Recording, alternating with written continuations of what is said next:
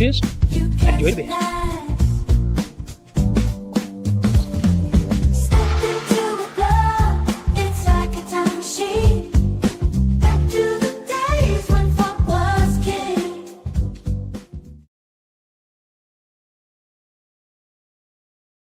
Yes. Good afternoon, good evening, good morning, good day to you all. Welcome back to the channel once again to the new live show, part 61.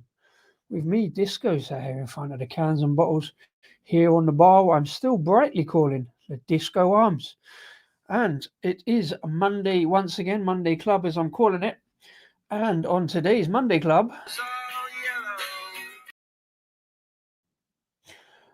Yes, it's all yellow. If only for the fact I've got 3 beers with yellow can wraps, and for no apparent reason. Every time I look into the stash and I see these, I kind of group them together, and I just can't help thinking of that damn Coldplay riff, It's All Yellow. In fact, I was wrong. It says it was all yellow. So I clipped it into that. So now you've got that earworm for the rest of the evening. I'm not a massive Coldplay fan, so I didn't realise the lyrics was "it was all yellow," not "it is all yellow," past tense, not present tense. But here in the present tense, I have 3 cans with yellow on the can wrap or somewhere thereabouts, vaguely related. You know, I like to mess them all together.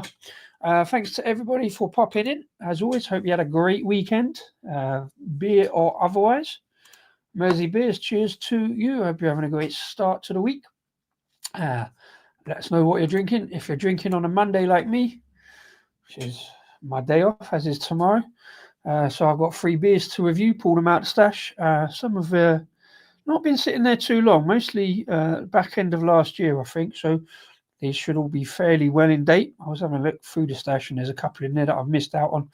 And I still ordered more this morning, which I think are coming in tomorrow. So I might actually get around to getting a video out tomorrow if I do an unboxing. I don't know if you'll want an unboxing of it, but I'll do it anyway just to bung that up because it's a brewery that I've often talked about and like talking about. And I might even put one on tomorrow's show if I can get it all cobbled together in time. But as for now, let's get a beer in a glass, enough for me waffling on, and let's talk about this beer. So let's get straight on to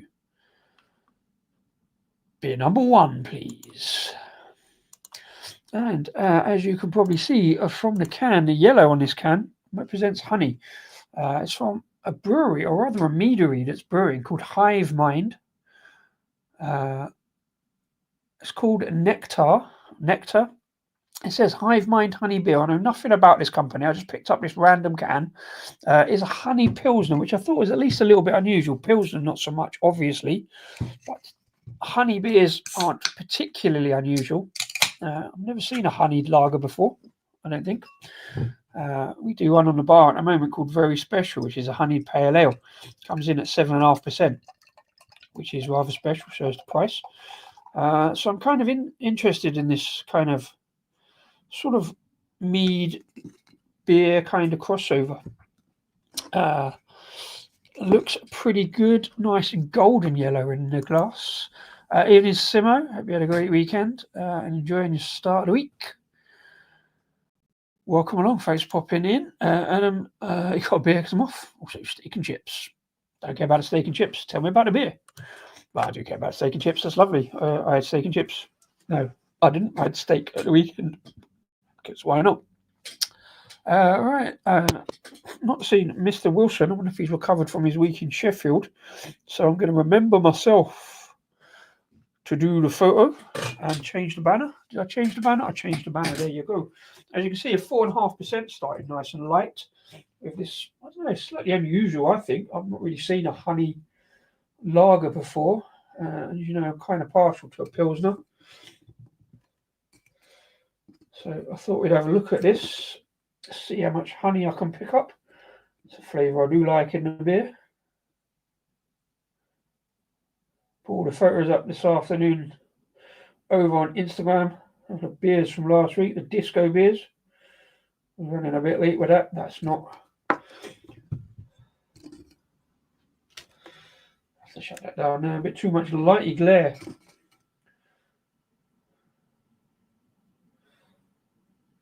The yellow and white, kind of contrasty colours there, even though they're quite light colours. Yeah, it should be alright. Yeah, so quite a sparkly head on that.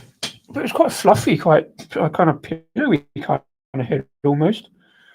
But it looks all right. It's dissipated a little bit now. Can't see a thing because of the laptop.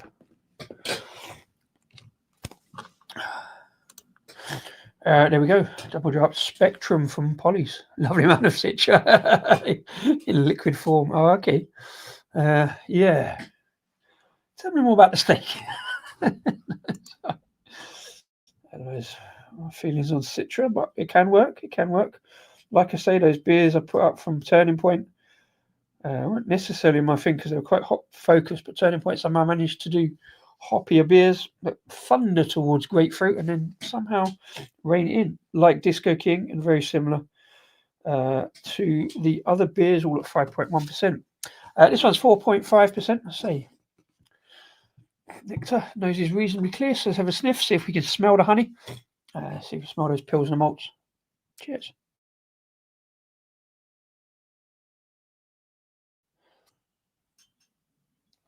Yeah, so kind of like nice kind of malt makeup there, a little bit, kind of almost wafery.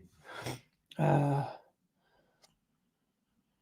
a sort of honeycomb kind of note going on there, like if you're sniffing a crunchy without the chocolate. Not bad. Let's have a check. Cheers, and enjoy the beers this week, whatever they are.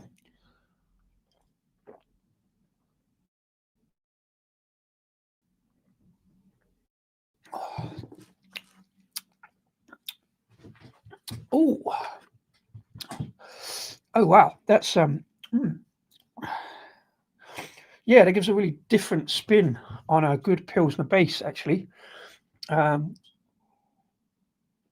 touch of floral, touch of it starts off, it goes through those stages. You've got that Pilsner malt.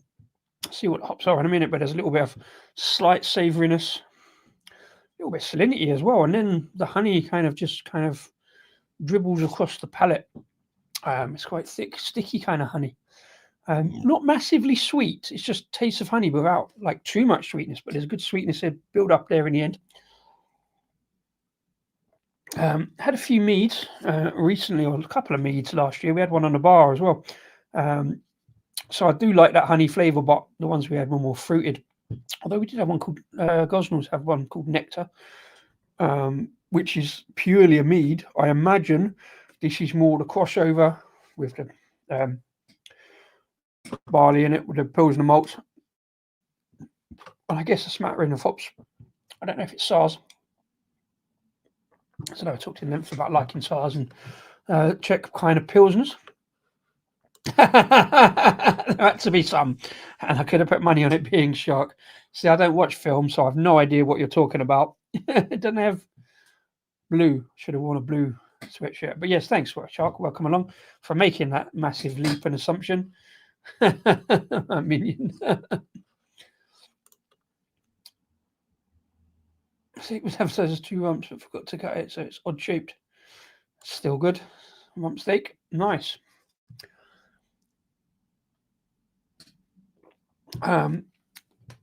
It's got some fair carbonation. I've just seen racing up it, but it doesn't feel massively bubbly as a lager. It's nice. I love that kind of. It's almost like a locket without that kind of eucalyptusy kind of thing. It's that kind of syrupy kind ofness, but a good kind of pure honey kind of syrup rather than artificial syrupiness.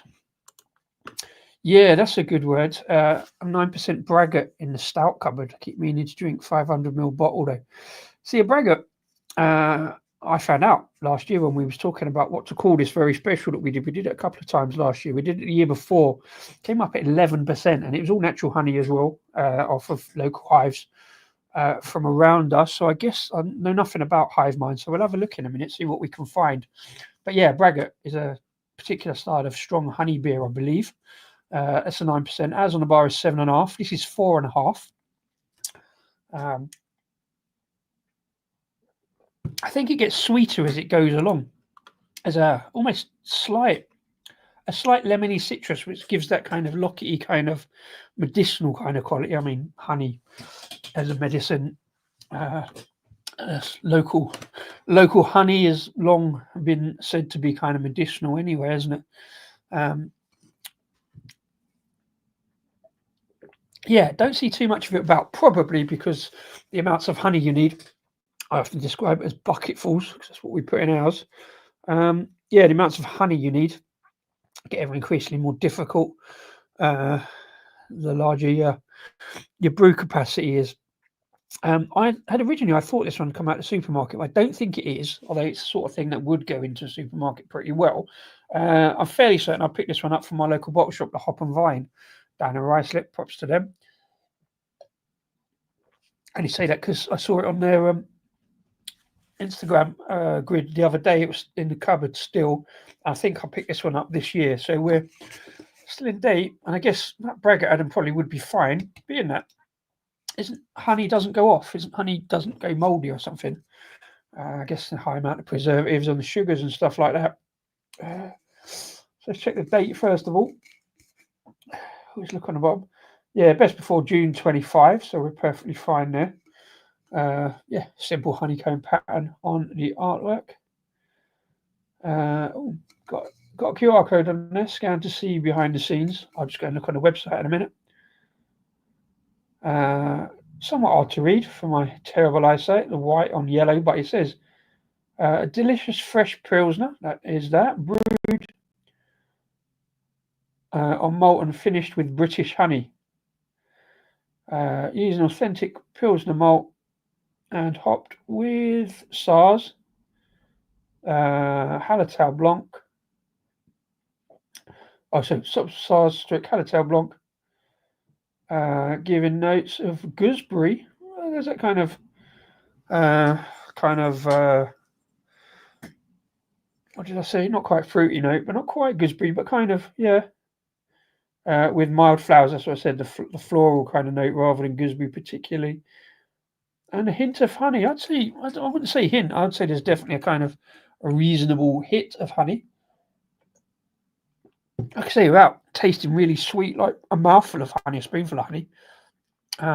It's kind of there with the sweetness. Mead beer blend. I think the beer is a strong ale. There's all sorts of blurred edges and blurred lines. I guess it's beer if it's got the wheat and malt barley in, whereas a mead is just, I guess, honey, water, and fermented. Yeah, honey doesn't go off. Keep it airtight. They found honey from ancient Egypt that was edible. Brave man to give it a go. What? Yeah, if that's the case, why wouldn't you? Yeah, so pretty good to go in beer. It depends what else in the beer might go off the longer you keep it. It says, we are hive mind, beekeepers and brewers, working alongside nature to create refreshing drinks. Our beers, meads, and honey beers. Sip and enjoy the collective consciousness. Yeah, so SARS and Hallertau on the hops, like it when breweries put that on the back. So they are based in Caldecott, which is NP. That's a Newport postcode. So yeah, right on the borders. I guess Shropshire, on the borders of Wales. Prime agricultural country for beekeeping and growing stuff. Kind of cider country, really, but there's a overlap with mead and cider, and therefore to beer. Smashing that down fairly quickly. Not massively amounts of lacing on the glass. Probably didn't choose the right glass, but it was a little bit of a rush, and I forgot to get the beers out before I clicked live. But that is actually really nice, really refreshing. It's kind of light-bodied. Again, only 4.5%, but it's got all the right notes of the Pilsner with the malt, etc. Henry, good evening to you. Thanks for popping in. Hope you're having a good start to the week. Happy down Monday. Yeah, do all that like and subscribe business and comment Either one to the side if you're watching live, or comment down below, especially what beer you're drinking. A little bit gassier now, a little bit burpy there.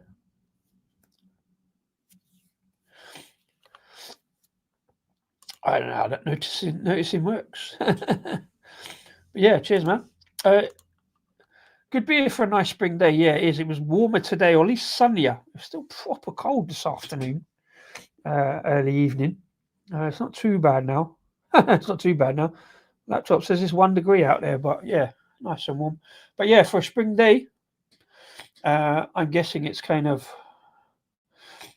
obviously last year's honey, but say doesn't matter really because they're off. But yeah, nice, really light, refreshing pint.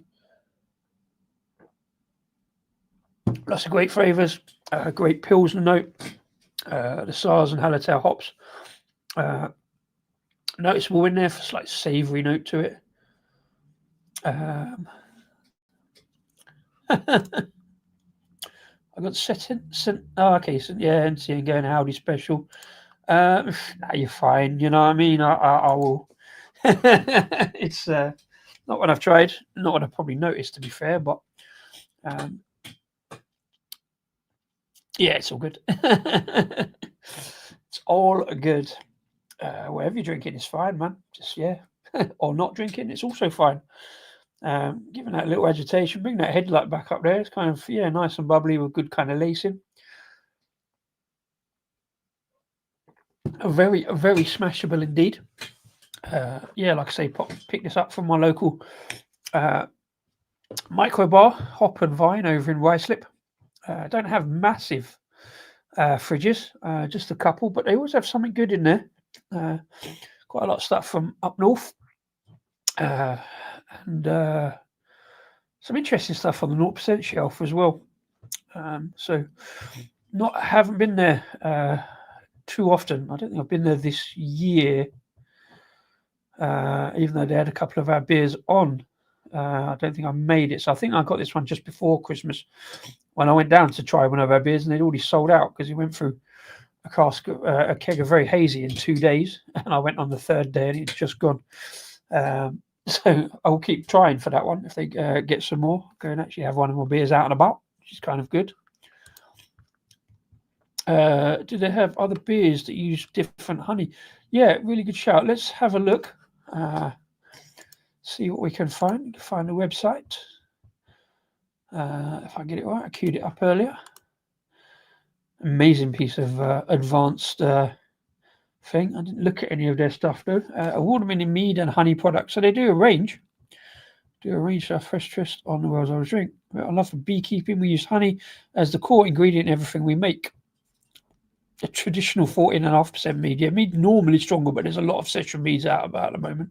Sparkling stuff. Honey beer and spirits. Pea mine. Raspberry and sherbet mead. So I like a good fruit cider, so fruit mead does sit well with me. Oh, Wye Valley. Oh yeah, that's out that way, isn't it? Yeah. Oak whiskey barrel aged mead. Of course, why not? Just bung everything in. Doesn't say any more about that.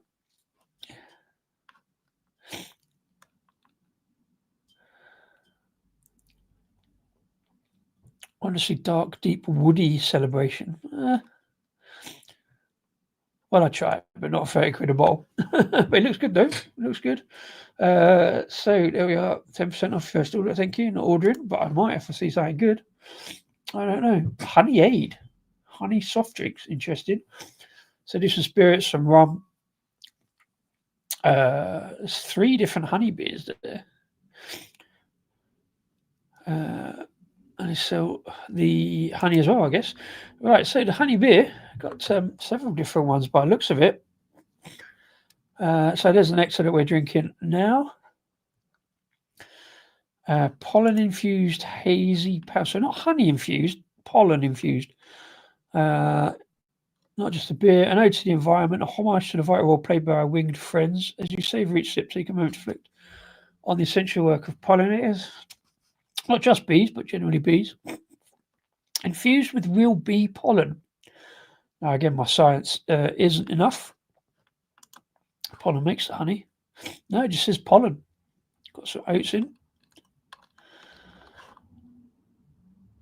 I wonder why pollen and not honey. What is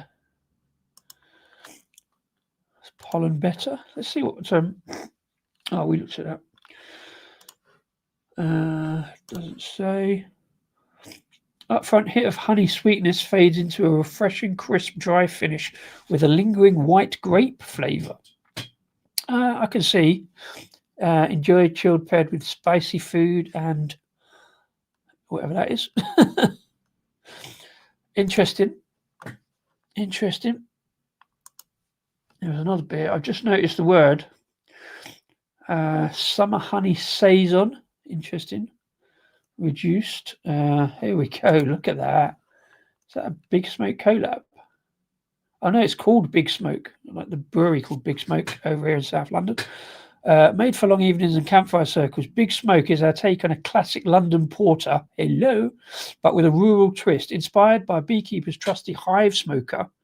Oh, okay, yeah, they get into dull the bees, don't they, with the smoker thing. Our honey port is a dark and smoky, smooth, oozing with honey notes. This honey beer is brewed using honey from our bees and is paired with a rich dark malt smoked over beechwood. Well, 6.3%, 21 quid. I mean, it's a 750 bottle. I mean, I do like the sound of that. I do like the sound of that. Bramley Cross hops. Don't need too much hops there. Yeah, that sounds kind of interesting. So, yeah. What else have we got?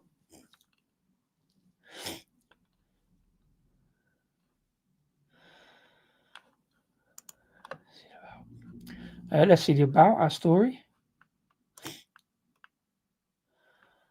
Lovely part of the world. Oops. After taking up beekeeping at the age of 13, the love for bees, honey, and the countryside sparked our journey.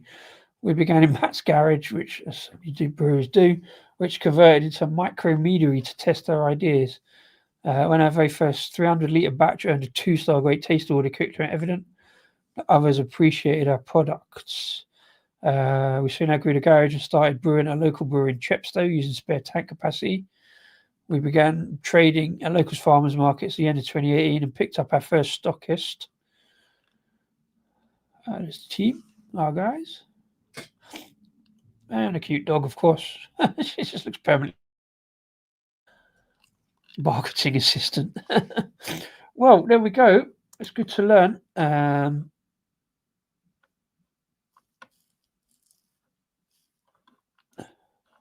I missed you, Mr. Wilson. Thanks for popping in. Good to see you. Hope you're doing all right.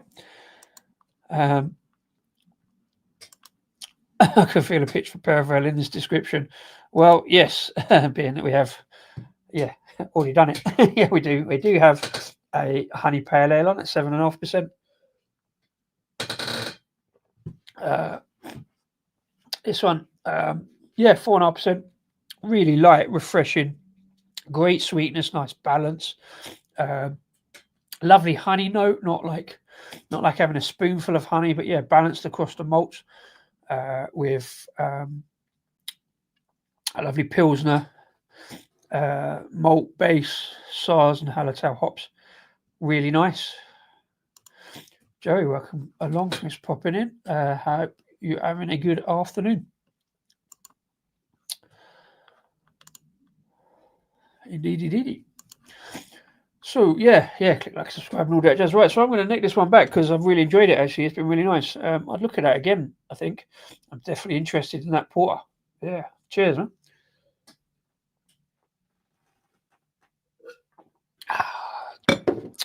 Well, there we go. Hope everybody else has got a beer on a Monday night. No problems if you haven't, but do let us know.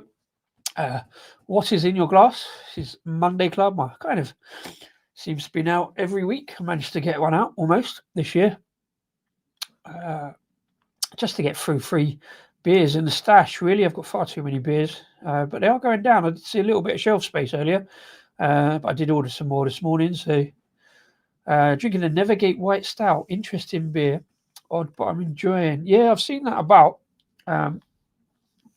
Hope you had a great week in Sheffield, Mr. Wilson. I saw obviously a couple of your posts, and thanks for getting those disco beers in. I have got no further down the investigation of. Well, I should go and contact those breweries to see if they got it, but they haven't got any in cans or anything like that. So you definitely got one up on me there with what was it called, Discotheque and the cider. Even the cider company haven't got any of that beer, hip hop disco. Oh, excuse me. Yeah, so that's that one down. First one down. Didn't last that long in the glass. Made all me waffling. Let's move straight on. It's quite carbonated, really. There, it's got a kind of bit of gassiness going on. Not a bad thing. It is a lager after all. Yeah, let's move swiftly on to beer number 2, please. And beer number 2. Well, it's not all yellow. It's kind of yellow. It's a kind of deep, I would say an amber yellow, not quite golden, but it is indeed a golden ale. Banner. Let me get the banner up. Hold on. There we go. Yeah, so it is a collab of sorts. Unbarred Brewery down in Brighton. Collab with Clapton Craft. Fantastic. I'll say little. It's a chain. They've got 3 or 4, I think, Clapton Craft. Mostly in North London, but they got one in Clapham as well. And I picked this one up from the one in, I don't know what you'd call it actually. Well, it was right opposite. Yeah, it's Clapton. Is it Leighton? No, it's Leighton. It was opposite where Pig's Ear Beer Festival is in. What's that place in Leighton? It's not Leighton. Oh, I forgot now. Anyway, I was delivering to the beer festival and I wandered across the road at 12 o'clock, 5-2, when he opened up. And yeah, I mentioned it before when I got some beers from them, but this is the last one, I think. Yeah, a collab with Unbarred down in Brighton. 4.6%, not going up the ABV by that much, but there we go. Let's get it out into the glass and then we'll do the photograph and see what we can find. As always, it does say on the glass on the side of the can here, made in Brighton, so it's collab down with them. Obviously, they do a lot with Clapton Craft. Really good stockist for breweries far and wide. Large amount of obviously London breweries, but plenty north and south as well. Another quite sparkly one into the glass. Very minimal head development, I think. There, not quite sure which side of the can to show. Some interesting artwork on there. I suppose that's meant to be a C. Looks more like a G, but there you go. There you go. Made in Brighton. Yeah, golden ale. Doesn't seem to make a lot of sense, that. Golden ale traditional, or is it a traditional golden ale? Not sure. I've used that side anyway. So yeah, going to do the photo if I can find the phone. Cheers as always, Mr. Wilson, for the reminder. Have been known to forget. Let's get it before too much head disappears. It is kind of dissipating fairly quickly.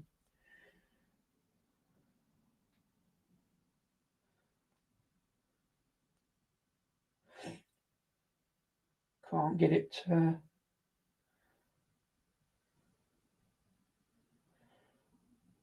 get to focus too good. Yeah, the lighting in here is not great, but I think you can see that one. Yeah, it's not too bad. Oh no, it's not too good either. Let's try that again. I think yellow is a good colour for in here.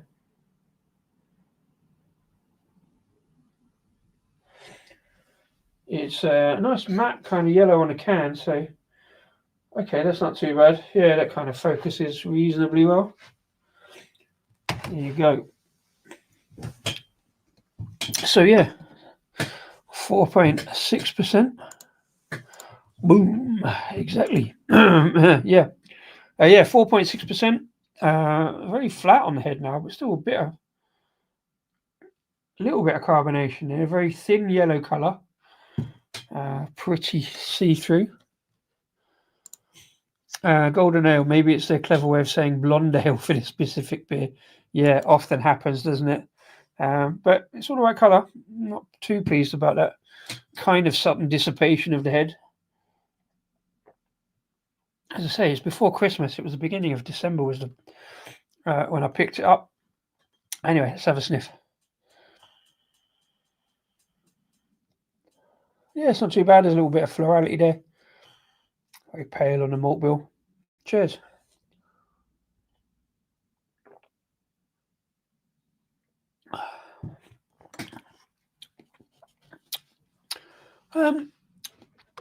Yeah, not too much to write home about, really. It's got a kind of juicy body without being any particular kind of juicy note. It's just a good, solid drinking kind of mid-range beer, really. It sort of doesn't sing out to me particularly. It's kind of, Unbarred. I featured them before. They've got some decent beers and some very big ABV stouts. I'm not sure. It kind of, maybe I'm still getting a little bit of honey from the previous one. It's not a bad beer in any way. It's just like sort of hit or miss a little bit. Good pale malt base, minimal sweetness. There is a touch of citrus coming into it. Again, it's another good like starter for 10 on a kind of spring summer day, really, because it's light. It's light. It's not too heavy on the body. It's got some light hop notes. Say a little bit of citrus kind of spritz across the top, just like you've kind of squirted a lemon in a vague general direction. Easy enough to drink, just not really a lot to find. Good on you, fair play. Yeah, get some food down your neck and a sipping away. Yeah, so it's just a kind of all right beer. I'm kind of disappointed because two great kind of organizations like Unbarred and Clapton Craft, I'm kind of expecting so much more. A little kind of added note like I got in the honey with the Hive Mind beer is kind of weird. Not bad, but there you go. Mr. West was up in Sheffield last week for the GBBF Winter Beer Festival, and some good pubs in Sheffield. Long time since I've been there. Unbarred? Unbarred have a bad tap room, do they? Interesting. I've not got down to Brighton. I believe Rasco's been and had a look round.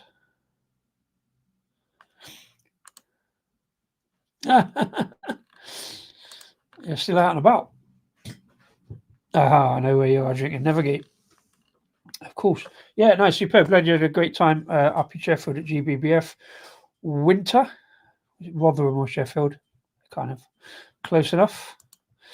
But yeah, if you are watching along in the background before you wander off, click the like button and the subscribe button because apparently it helps the channel discovered and makes me look popular. And it's all good fun. And it's free at the point of dispense. I forgot to put that in the description today.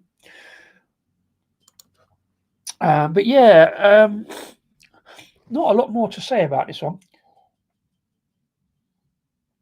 Let's have a look, see what we've got on the can. Shed any more light on it. Let's have a look at the date first of all. I think we'll be okay. Like I say, I only got this before Christmas. Only just okay. 21st of the 2nd, 2025. Maybe sitting on the shelf a bit. Clapton Craft must have been a collab earlier in last year. Probably hops yeast doesn't say what. Made a can in Brighton. Raise a glass to tradition with our take on a classic golden ale made with Bottle Shop Powers Clapton Craft. Light malt present with a balanced citrus and hop bite from English Fuggles and Goldings hops. This style embodies a delicate balance between malt sweetness and hop bitterness, resulting in a beer that is approachable yet complex. I've just said it's not really complex. That might explain it. The date, it's been sitting around on the shelf, and it's been sitting in my stash for 2 months now. So yeah, the malt bill's there, but maybe the only hop note. I'm Fuggles and Goldings as traditional as a bluff old traditionalist that I am with British hops, UK hops. Fuggles and Goldings don't necessarily do it for me that much. So yeah, I mean, it's still actually it's not as flat as it looks now. There's still plenty of carbonation reaching up that glass. I don't know if you can see it in there or not. But yeah, it's there. Still a decent beer, just a little kind of maybe I'm underwhelmed by it, perhaps. But yeah, there is that smattering of citrus. I still Fuggles and Goldings are kind of one that I've always had in kind of traditional kind of pale ales and English bitters. They've just never really hit it for me. It's not a bad bit of lacing on the glass there in the layers.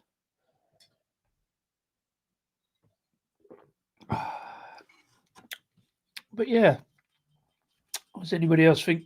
I mean, a golden ale is kind of, I always generally think it's kind of a Belgian style golden ale, which is much hoppier, whereas a British golden ale is kind of much more balanced across the board. It's, yeah, again, very similar to one we've got on the bar called the Wild Green I've featured before because it's got wild hops in it. But it's got that's got more of a kind of lemony note. We've called it a golden ale because it's got that light body, but plenty more to find than this. I'm not disappointed. It's a perfectly good drinking beer. I think I'm just expecting more to find. I'll put it in a review like this because I think there's plenty to talk about, and there's not as much to talk about as I thought there was going to be. What we can do, though, I tend to find golden ales to be drinkable, easy go. Yeah, usually nothing special, easily overlooked as well, I guess. Again, this one's worth a try. It's a good start for 10 beer. It's not. Yeah, it's not particularly strong body or alcohol wise. Say a good sipper on a spring or summer's day because it is quite light, like balanced. Yeah, mostly on the light malt flavour with a sprinkling of that hop notes, but again, still balanced. Let's have a quick look at Clapton Craft because I do like what they do. I go on Clapton Craft's website every now and again. Usually when I see them on Instagram because I do follow them on there.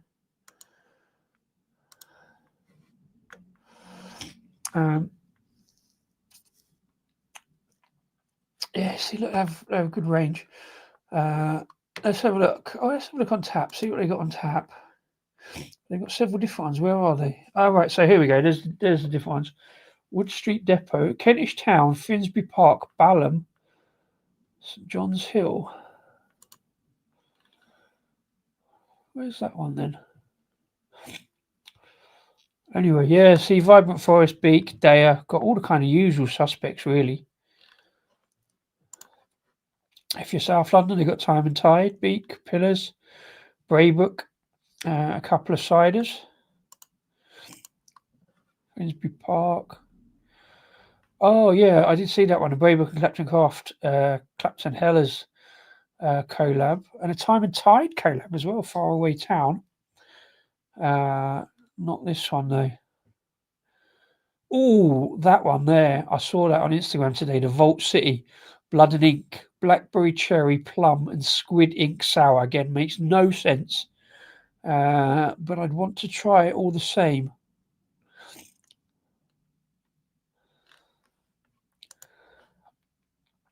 I think Wood Street must be the one I went and picked it up from. Cloudwater, Abyss, Verdant, Two Flints. Oh, Howling Hops. So not quite as much on the London kind of beers there. And Special Update, London Black, and Lovely, and a Pastore. But not only do they have those tap rooms, but they have quite a good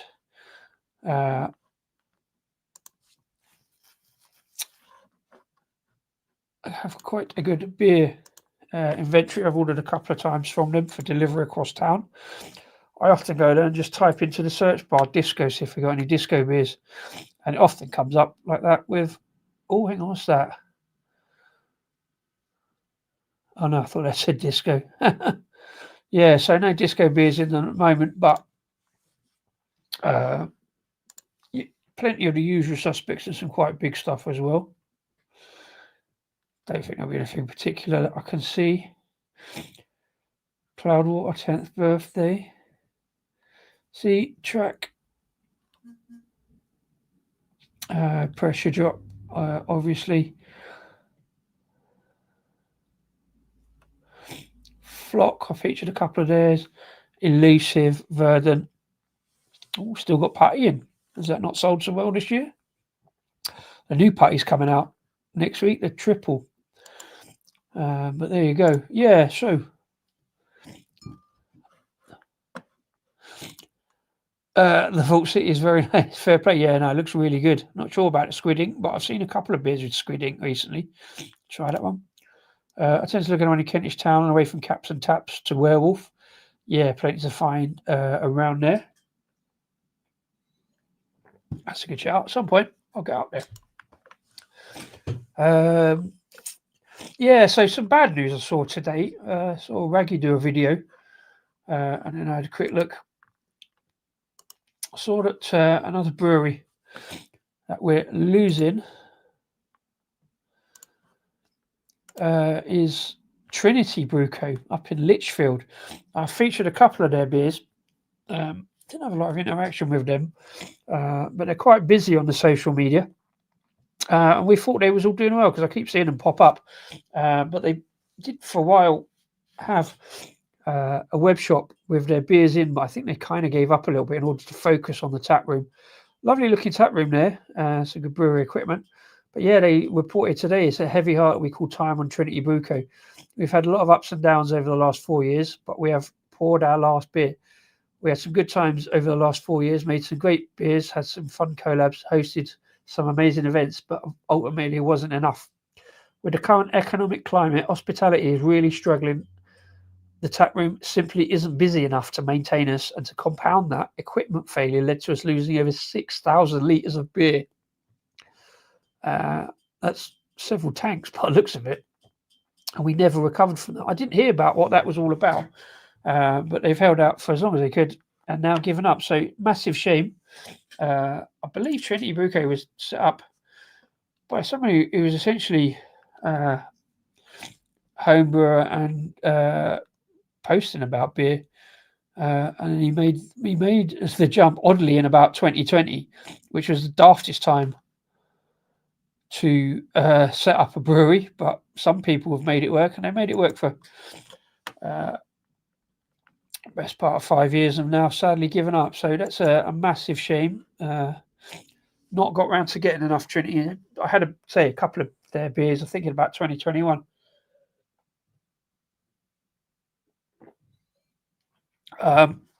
Easy enough drinking. I'm going to kind of push through that. Bear with me a second.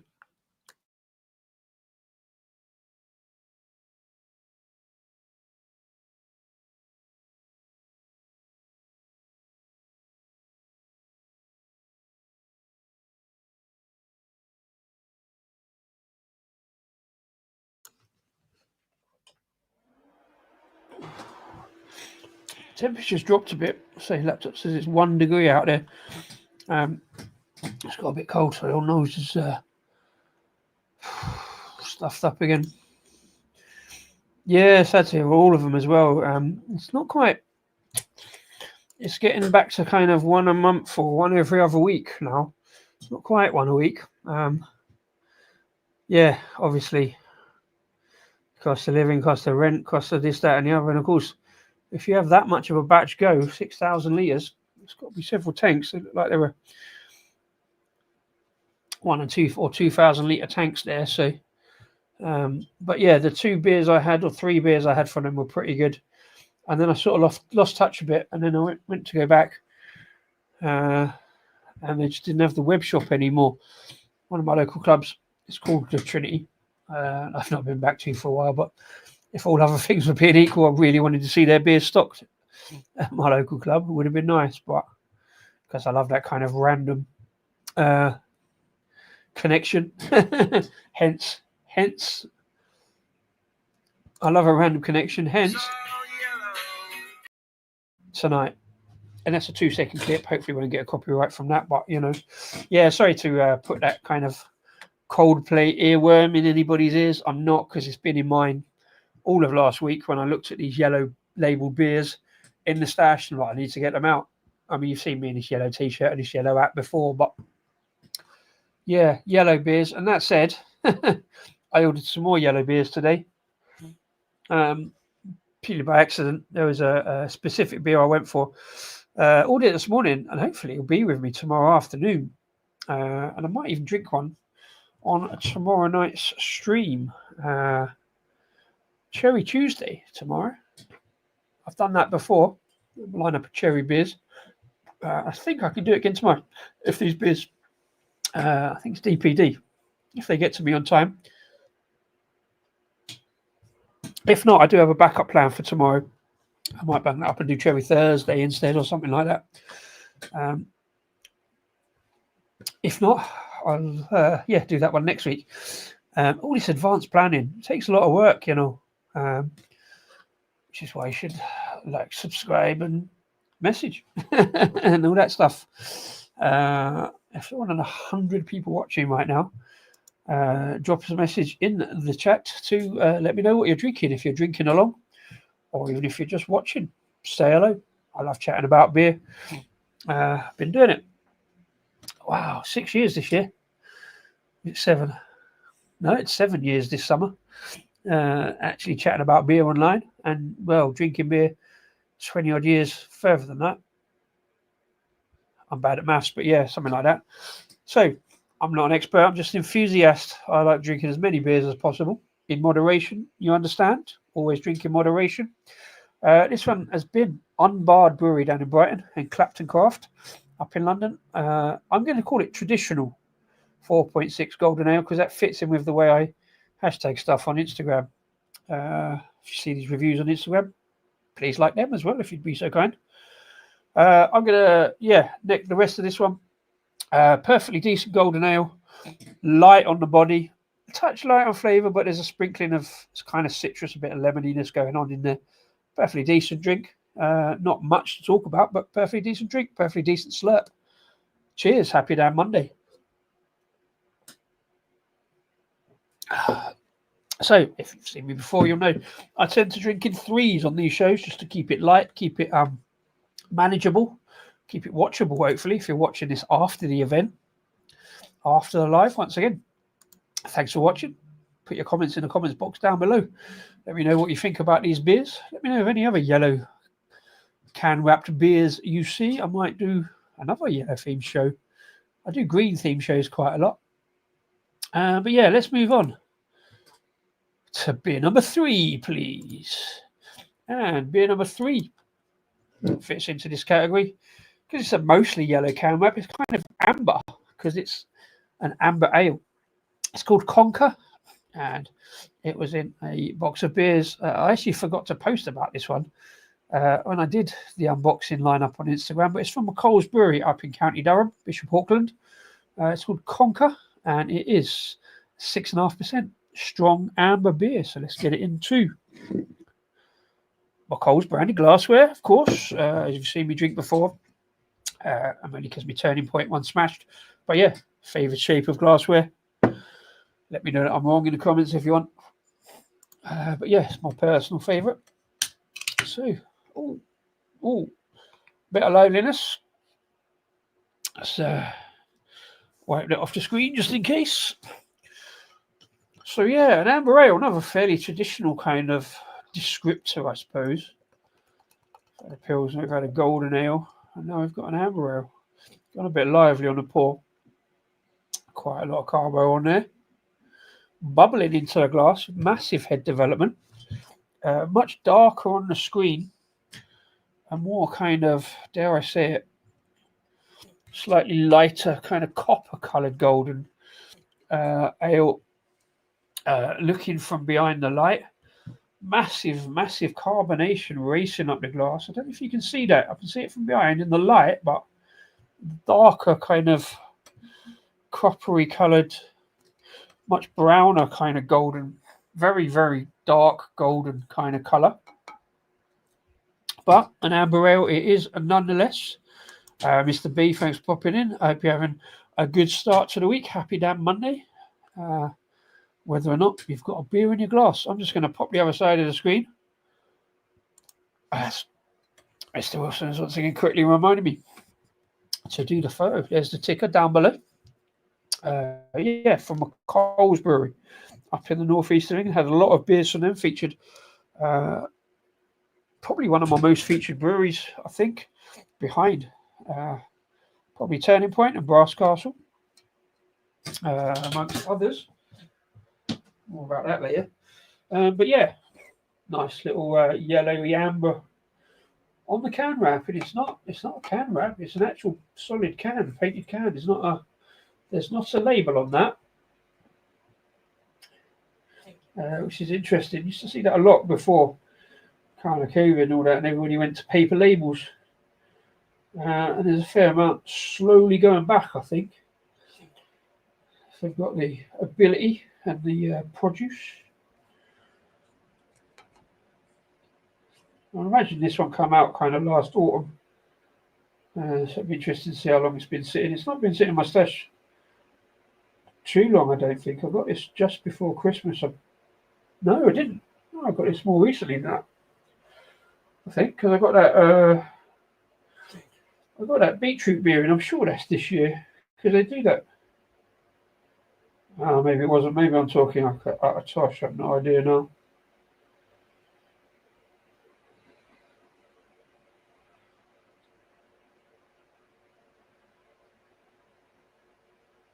So yeah, you talk amongst yourselves whilst I struggle with the light to actually get the thing to phone to focus. But there we go. Ticker done. Yeah, so 6.5% amber ale.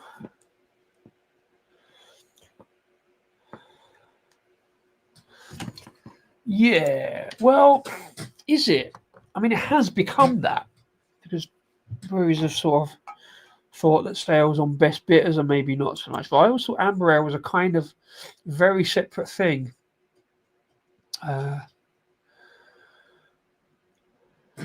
But just clear nose. Yeah, there's a much stronger kind of malty note on the nose. Say big head development, and it's quite a kind of cloudy, soft, pillowy kind of bubbly head on that. Yeah, much stronger malt note. Anyway, cheers. Let's see what it tastes like.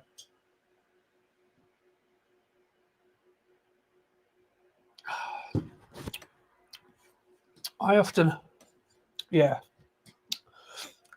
use this term a bit rough around the edges, and that's why I think about amber ales, which is why I think they separate that from best bitters. If it's a proper amber ale, you've got that kind of slightly stronger malt note, probably a bit of crystal or something like that, but there's a kind of soft center and then a little bit of roughness, kind of like licking brown sugar, just around the edge. I don't know if I can make that any sense, but yeah, it's got that kind of soft maltiness in the middle, but this kind of rough kind of edge. This one shouldn't be that cold. If you go into kind of an old man pub and get a pint of best bitter, it'd be much warmer than that, and you taste all those slightly different notes. I'm still getting honey, and I don't know if it's coming through from the first bit. Often with those kind of some of those best bitters, you get a kind of coppery note, and that comes through a little bit here, but not in a bad way. Often that coppery note is literally like drinking the water that's been soaking around a bag of pennies, 2p specifically. Often, if you drink in the sort of pubs that I do, and David Wilson often does, you'll get those kind of slightly low quality best bitters that have that kind of coppery note, and it's kind of here. This isn't a low quality best bitter by any means, or amber ale, whatever you call it, but it's got that kind of softness in the middle and that kind of slightly earthy outer edge that's slightly, like I say, brown sugar roughness. Not a bad beer by any means. It's quite a decent,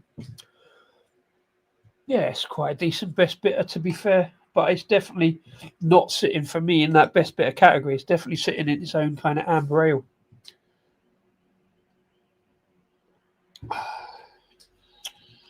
Let's see what we got. I say, this is going to annoy me now. So I'm going to have to look.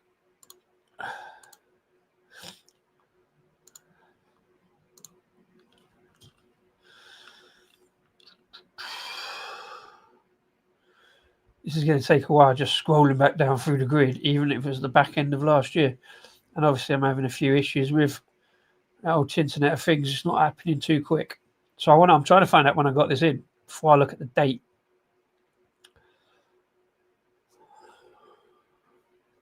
Because I've had 1 or 2 McColls recently.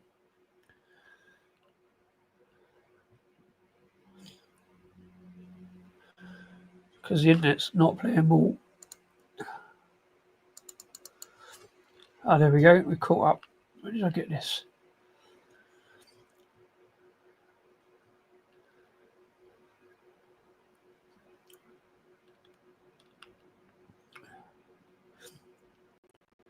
So that was Christmas. So yeah, it's not this year.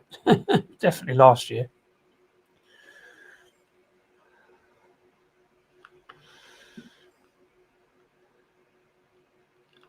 Ah, there we go. That was the beetroot one I got from them. That's why I got this order in. 6th of December. Weird time for that to come out. It normally comes out in the springtime. But I dived in as soon as I saw that one. It's one of those odd beers that I'm kind of diving straight in for as soon as I see it because I just want to try it again. I missed out on the last couple, and that's the same reason as I ordered what I ordered this morning. More about that tomorrow. Hopefully on tomorrow's stream if it all works out, because it's a particular beer that I saw that I'm in for that straight away. It's actually a new development of an existing beer that I've talked about several times before. So yeah, I got it in back end of last year. I don't think I did it straight away. I've just dropped it, and I anyway. Right, let's look at this can, see what we've got.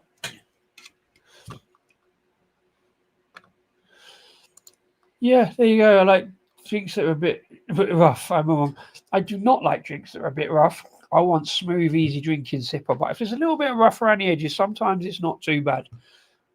Decent lacing on that development from that largely developed head.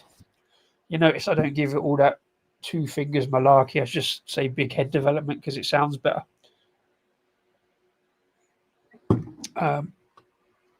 Looks like a perfectly traditional beer. Yeah, it does. I think it's kind of too light for me. Obviously hazy, but still a certain amount of see-through and lots of carbo. So it, for me, feels more like, yeah, traditional amber ale. Should that be a thing? Well, they don't print best befores on the bottom of the can. I guess they print it on the can wrap. Right, best before. Wait for this. 31st of August, 2025. I should imagine that's best part of a year on that. So yeah, it's probably was on their website a while before I bought it in December. This is what it says: easy drinking beer. And that's quite a bold claim, I guess, but yeah, it is reasonably easy drinking.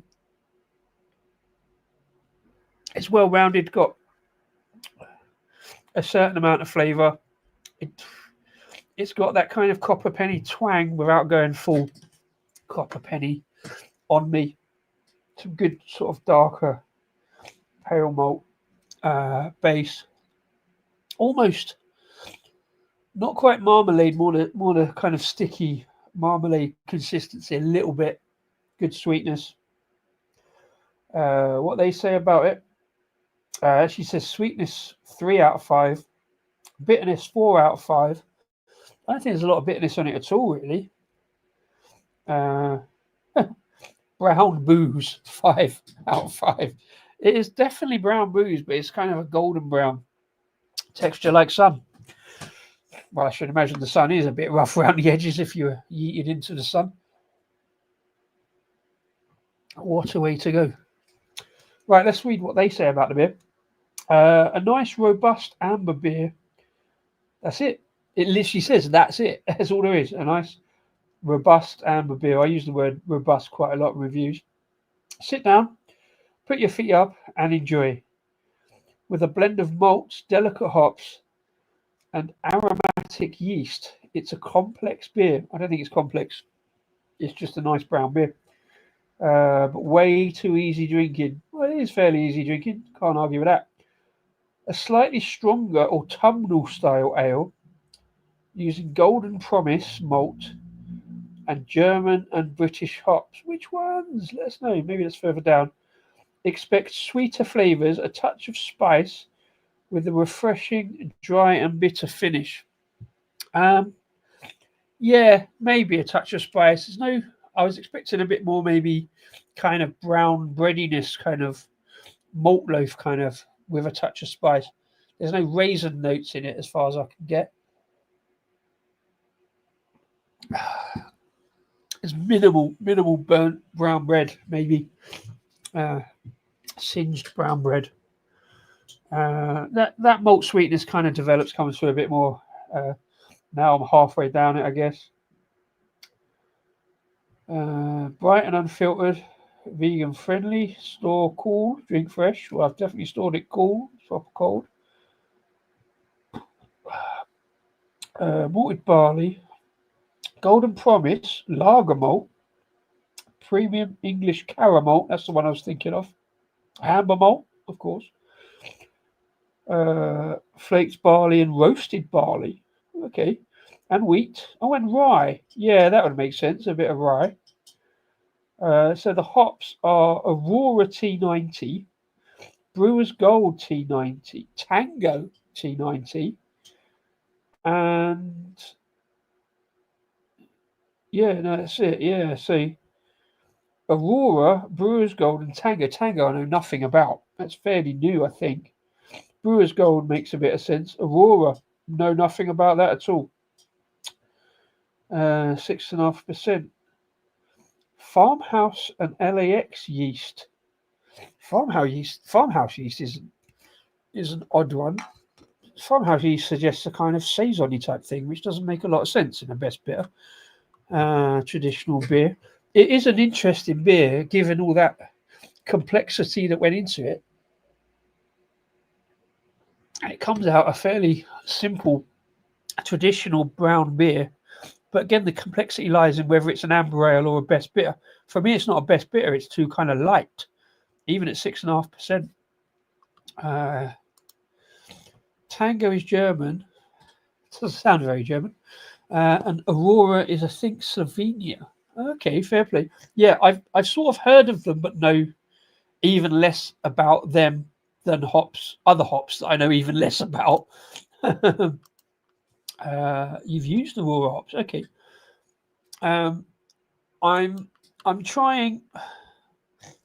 I don't see a lot of hop note in it. There's not a lot of bitterness.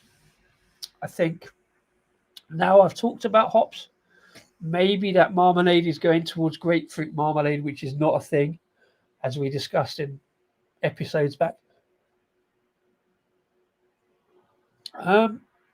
But yeah, as a bear me a sec.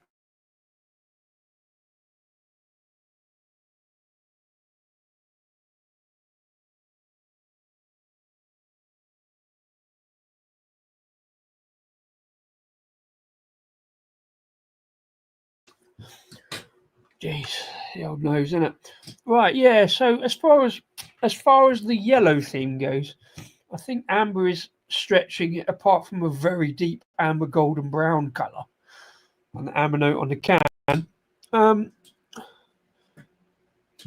for me, I'm putting it firmly in the amber ale category rather than, as you say, a best bitter that's been misdescribed or redescribed as a amber ale.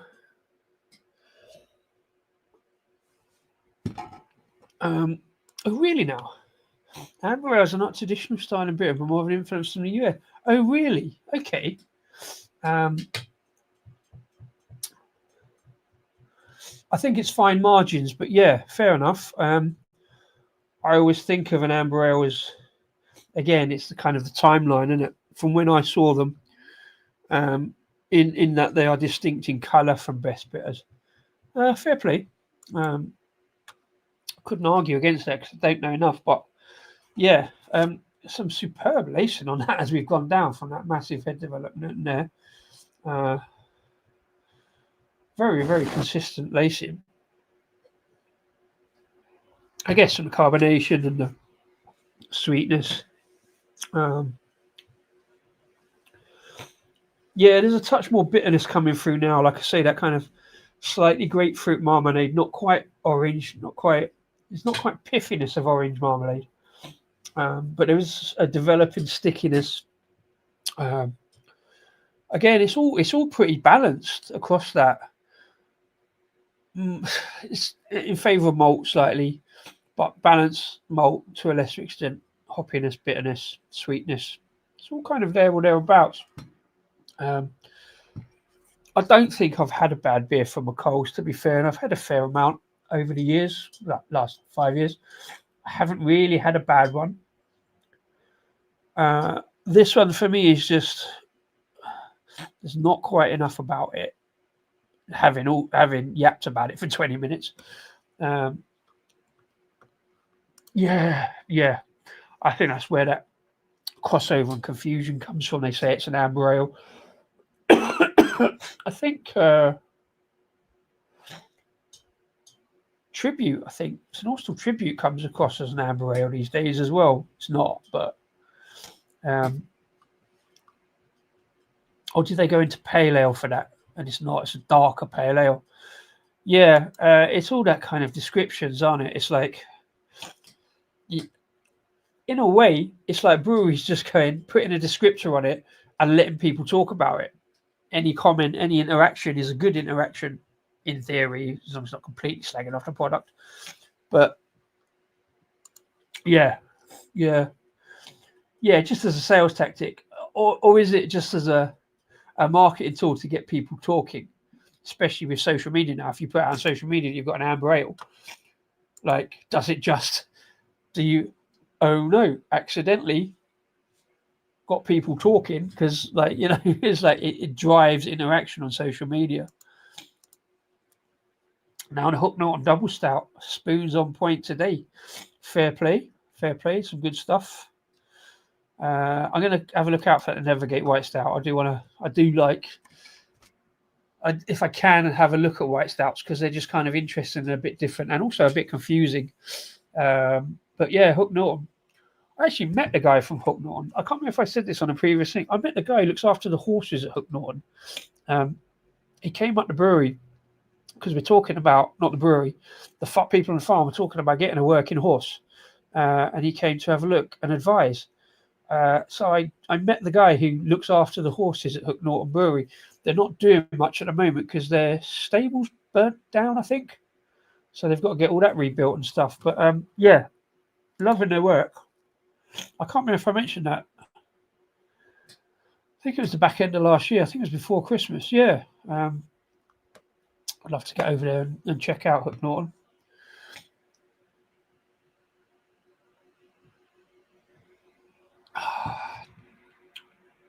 It's got that smoothness. It's got that smoothness and easy drinkability with that carbonation.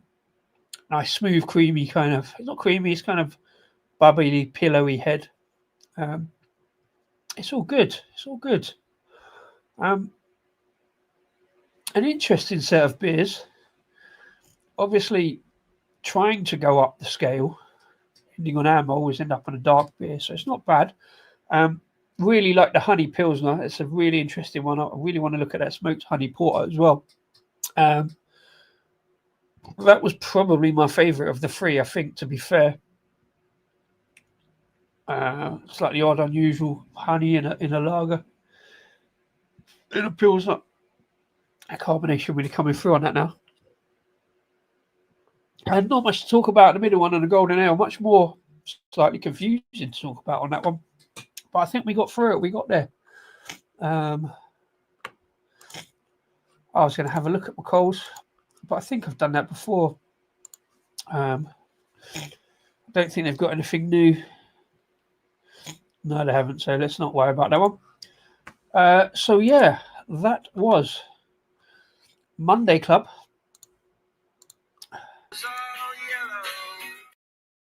Just got to play that because I'll play that again because I went to the trouble of making it this afternoon. So yeah, thanks to everybody for popping in today, for all your comments, Mr. B, David Wilson. Thanks to Henry as well for upping it and shouting about it. If you're watching after the event, after the live, please put some comments down in the comments box because YouTube, the algorithm loves it, and it's free at the point of dispense. It's the horse to replace me. Yeah. Yeah, it does far more work than I do. I'm not sure how it's going to pull pints, though.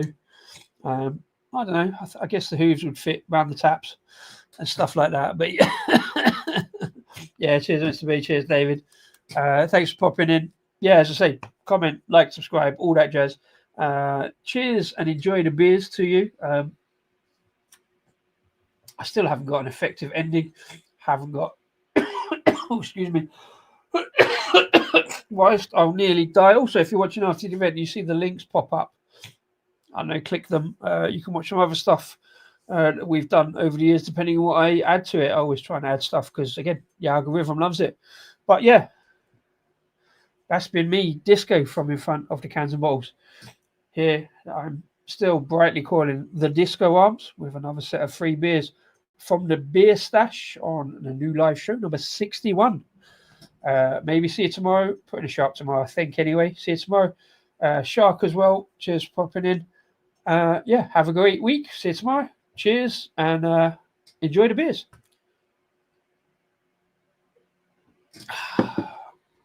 Yeah, cheers, Henry. Big love, my man. Thanks, mate. See you again soon. Yeah. Time for the outro. Cheers all.